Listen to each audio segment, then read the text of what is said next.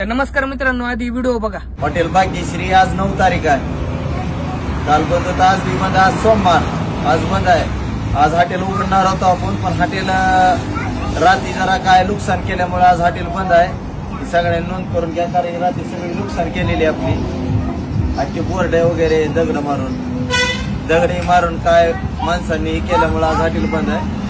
तर मित्रांनो बघा, मराठी माणूस, महाराष्ट्रात राहणारा माणूस किती नीतिमत्ता किती खालच्या थराची लोकांची सध्या चालू आहे। ती बिचारी भैया बायको लेकरासोबत दिन रात त्या हॉटेलला मेहनत करतात। मी स्वतः तिथं जीवन आलेला आहे। दुनियातली भारी क्वालिटी आहे एकदम, म्हणजे असं गावरान रस्सा दुनियाचं भारी त्यांनी देते, तेवढी तिथं मेहनत करतात, स्वतः थांबतात। एखादं कधी वेटर नसेल तिथं जेवण बनवायला, त्यांनी तर क्वालिटी खराब होणे म्हणून हॉटेल बंद ठेवतात।